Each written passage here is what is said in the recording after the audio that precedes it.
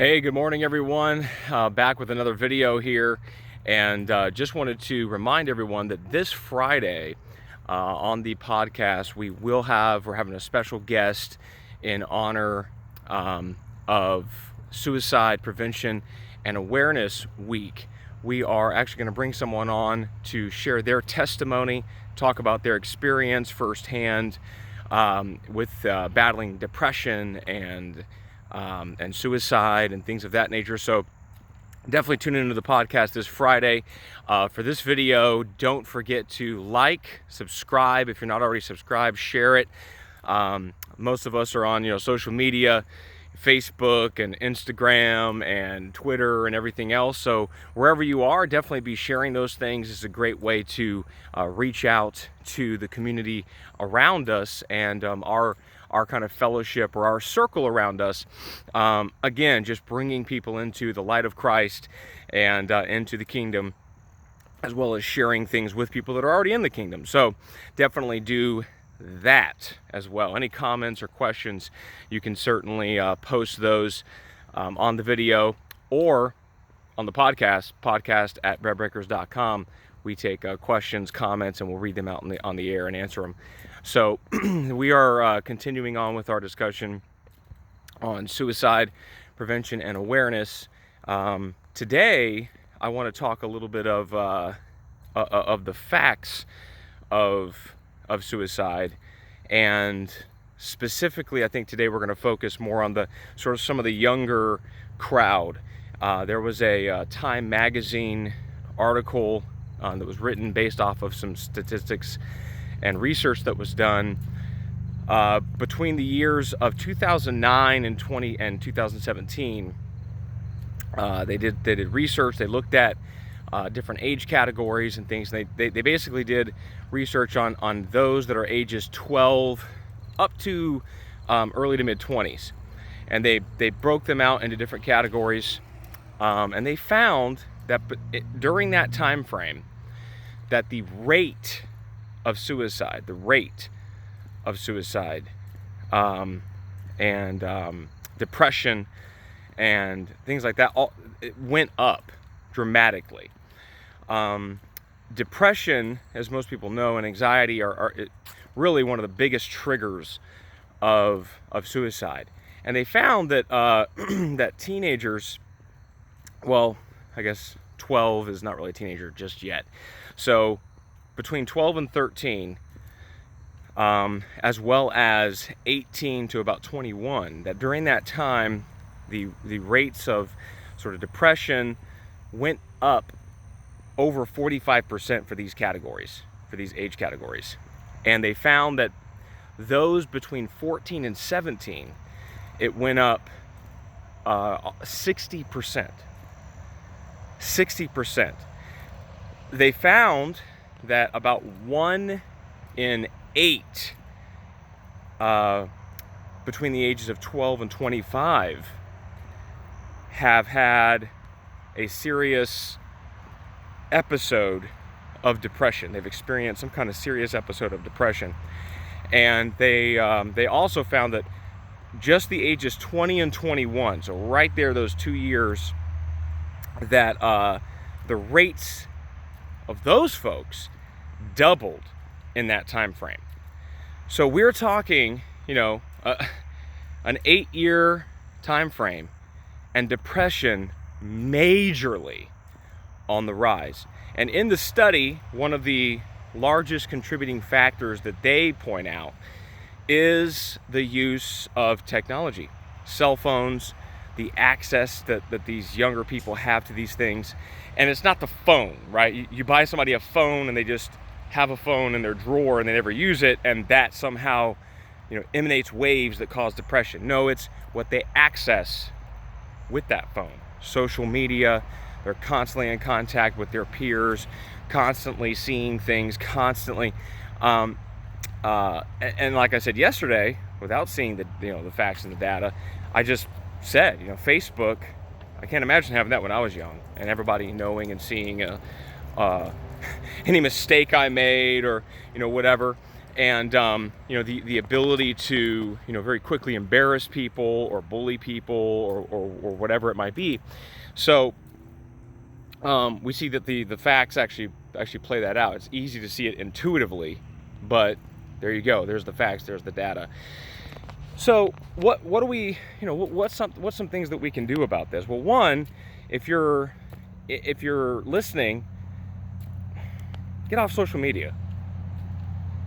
You know, it's kind of funny. Here I am saying that and then posting this to Facebook and YouTube, but it's, I don't mean necessarily like you should never be on social media, but you know, your life needs to be outside of the computer. It needs to be outside of the cell phone. It needs to be outside of Facebook.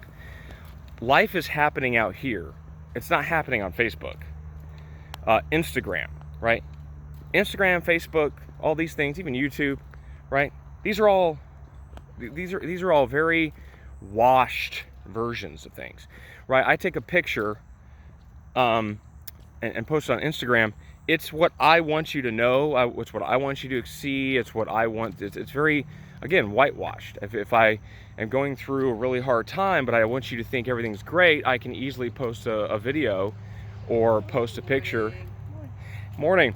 And easily make it look like nothing going on. It's all good. Everything's great. You know, life's just fantastic.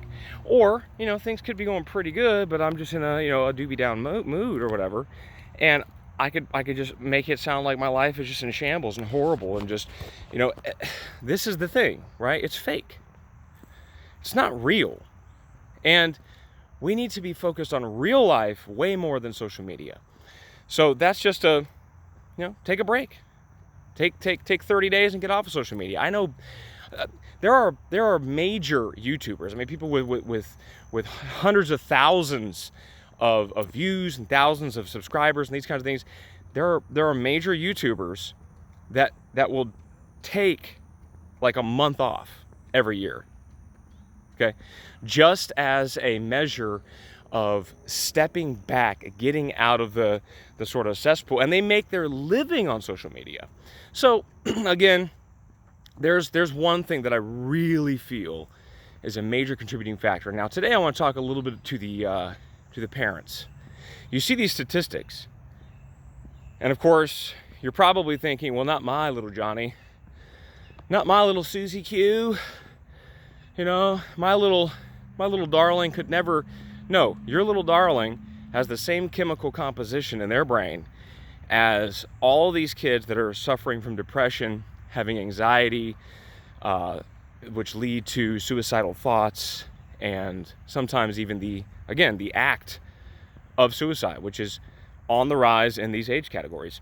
And so do not think that way, because that is literally the ostrich sticking its head in the sand, thinking that lion is now gone, not going to do anything. Can't touch me. Can't touch me. So, parents, disclosure here, right? Little disclaimer. My opinion. Why does your 12-year-old need that cell phone? Why does your 14-year-old need to be on Facebook exactly? Why does your 16-year-old need their own Instagram that you're not consistently and faithfully and constantly monitoring? I'll tell you that none of these are needs. They're wants. And if you've got a 13-year-old, 14-year-old really just wants their own cell phone, they're super responsible and all that, and you decide as a parent, right, that's your choice, I want to go ahead and get you know, little Brandon a cell phone. You as the parent have a job. You have a duty, right? A duty. We are as parents, we have a job to do. It is a commission, okay? It's more than you get together with your spouse, you decide how many kids you're going to have, or maybe, you or maybe not, just whatever. And, oh, look, isn't that so beautiful? Look at our baby pictures. Oh, it's so great. Look, they make me feel so special. And, oh, I just wish I could have 1,000 of them because they all just make me feel so good. Oh, take a little picture, and put it on Facebook. And, oh, look at us with our cute family. That is not the purpose of children. It's certainly not the role of a parent. And God help your kids if that's how you think. Parents' job is to protect their children, to train their children, to raise their children in the right, as Christians, in light, to have character, to be people of God, to be citizens of the kingdom. That is our job, and it is a monstrous task in our society today in Western culture. But we have got to do it. We can't be negligent in our duties. And again, today I'm just going to focus on this one thing, the social media aspect, the technology aspect. Why do they need that technology? What is the purpose? Well, they're 16, 17, they've got a car. I want them to be able to get a hold of me. That's great. That's fine. Okay. They have a cell phone. But now you're literally putting a lot more work on yourself, because now you need to be monitoring and watching and considering, going back behind, looking at that. I think you should have the password for all of their social media accounts. You shouldn't be like, oh, well, just whatever. I hope I'll get on there and see what they're posting. Doesn't mean you know what they're messaging privately. If they post something and don't want you to see it, they could delete it. No, I think, it's good for you to have access to all of that.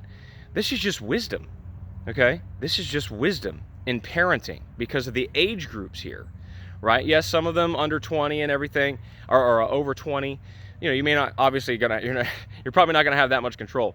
But in those age categories, they're 13 to 17 or 18 years old. They're living in your home. Parents need to realize the importance of their role. And I think a lot of these kids could be protected from the anxiety, the depression, and all this stuff if parents would just step up and do the hard job of parenting. And again, if you're watching this and you're not a parent, maybe you're in one of these younger age categories, life is out here ready to be lived.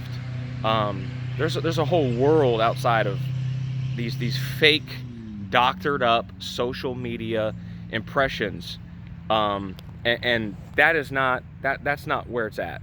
That's not where it's at. We need to get back to real life. So again, I hope this encourages you, parents. I hope this challenges you to be. Maybe you've got maybe you've done it wrong for 14, 15, 16 years, and now, okay, today's day one. Let's start doing it right. I mean, well, I've been doing this way for 15 years. Okay, got them for a few more years. Let's do it right the rest of the time. Love you. God bless you. I hope this has helped you. And please take this seriously. Depression and anxiety on the rise. I mean, whoever heard, man, a 12-year-old, a 13-year-old battling with serious bouts of depression? Why? Let's not have this. Let's be protecting our children. Let's be covering our children in prayer, leading in that home, guiding in that home. So I'm going to leave it here. I love you guys. God bless you. Have an awesome day, and we'll catch you on the next video.